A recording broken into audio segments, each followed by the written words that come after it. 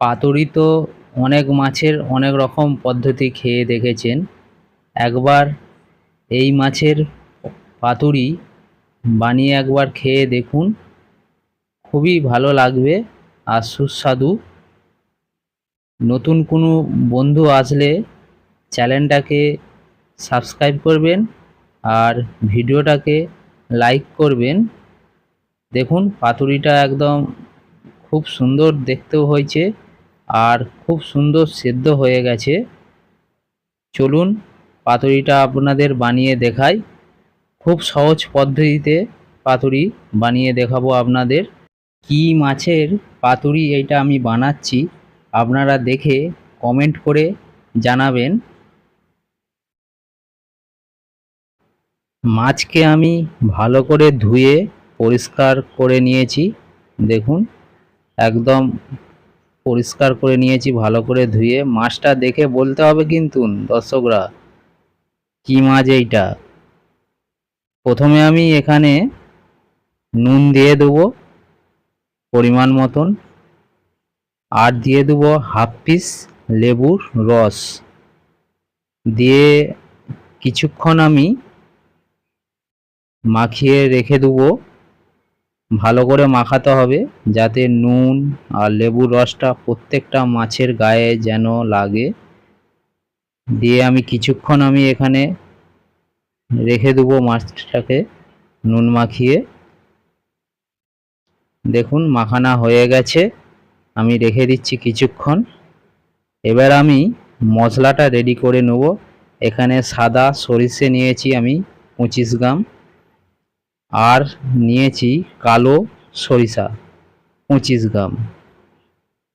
এবার দিয়ে দেবো আমি 25 গ্রাম পোস্ত,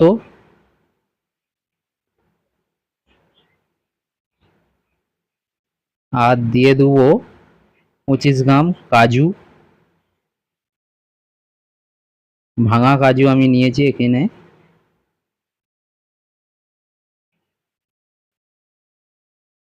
এবারে আমি পাউডার করে নেবো এই জিনিসটাকে সব একসঙ্গে। দেখুন পাউডার করে নিয়েছি ভালো করে। দেখুন একদম আমি পুরো পাউডার করে নিয়েছি। এবারে আমি এইখানে দিয়ে দেব 4-5টা কাঁচা লঙ্কা, আর দিয়ে দেবো আদা, আর দিয়ে দেবো রসুন, আর দিয়ে দেবো হাফ পিস পেঁয়াজ দিয়ে ভালো করে পেস্ট করে নেব। জল দিব এবারে, জল দিয়ে ভালো করে পেস্ট করে নেব। পরিমাণ মতন জল দিতে হবে, খুব পাতলা করলে হবে না বা খুব মোটা করলেও হবে না, মিডিয়াম সাইজে করে নেব। ভালো করে মিক্সিতে আমি বেটে নেব, হালকা পরিমাণে জল দিয়ে আমি বেটে নিচ্ছি। এবার আমি মাছগুলোতে দিয়ে দেবো স্বাদ মতন চিনি 1 চামচ, আর দিয়ে দেবো 1 চামচ গোলমরিচ পাউডার, আর দিয়ে দেবো এখানে 25 গ্রামের মতন টক দই। এবার আমি দিয়ে দেবো সেই পেস্ট করা মশলাটা, দিয়ে ভালো করে উল্টে পাল্টে ভালো করে মাখিয়ে নিতে হবে। দেখুন একদম আমার পেস্টটা একদম কাদা কাদা ভাব। সামান্য পরিমাণে সরষের তেল, পাতুরিতে একটু সরষের তেল দিতে হয় পরিমাণটা, দিয়ে ভালো করে মিক্সড করে মাখাতে হবে যাতে প্রত্যেকটা মাছের গায়ে ভালোভাবে লাগে। এইভাবে মাখিয়ে আমি কিছুক্ষণ রেখে দেবো, প্রায় 20 থেকে 25 মিনিট অবশ্যই রাখতে হবে, না হলে মাছের ভিতরে যে মশলার জুস সেইগুলো ঢুকবে না। দেখুন আমি এইভাবে 20 থেকে 25 মিনিট রেখে দেবো।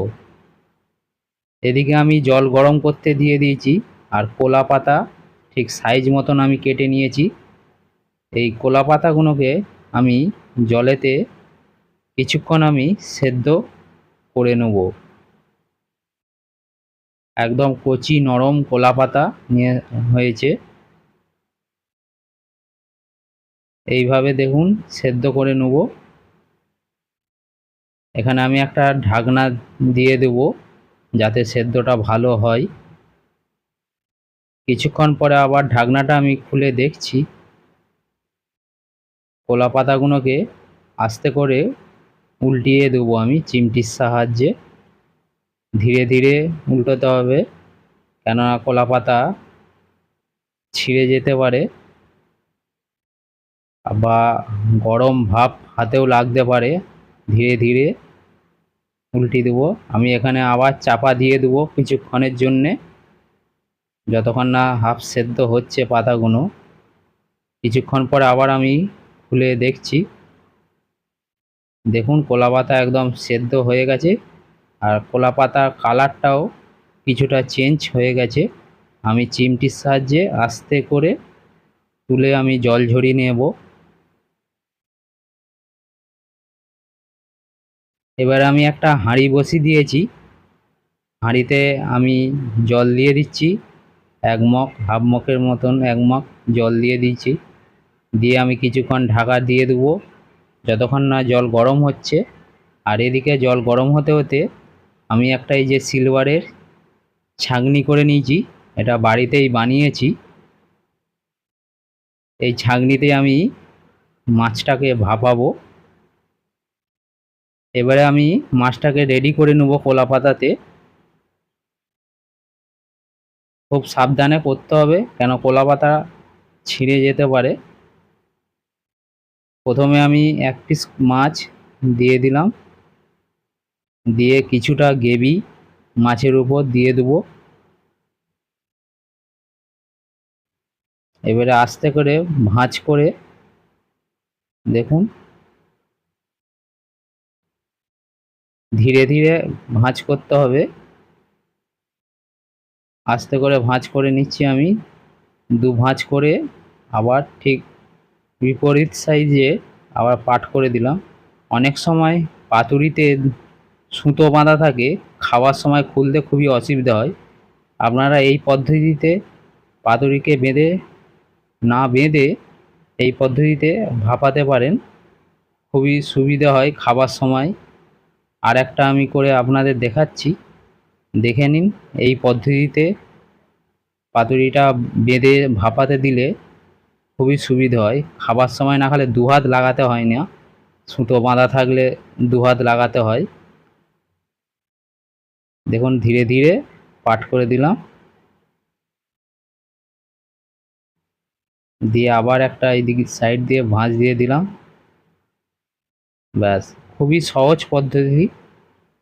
দেখুন এইভাবে আমি প্রত্যেকটা মাছকে রেডি করে নেব। দেখুন আমার সব রেডি হয়ে গেছে। এবারে আমি একটা উপরে, যাতে বাষ্পটা না বেরিয়ে যায় সেই জন্য উপরে একটা কলা পাতা দিয়ে দিলাম। এবারে হাঁড়ির জলটা দেখে নিচ্ছি, দেখুন গরম হয়ে গেছে। এবার আমি এই ছাঁকনিটা হাঁড়ির মাপে মুখেতে দিয়ে দেবো, দিয়ে ভালো করে চেপে দেবো যাতে বাষ্পটা না যেন বেরিয়ে যায়। দিয়ে আমি এখানে ঢাকা দিয়ে দেবো, প্রায় আমি 20 মিনিট এরকমভাবে রেখে দেবো।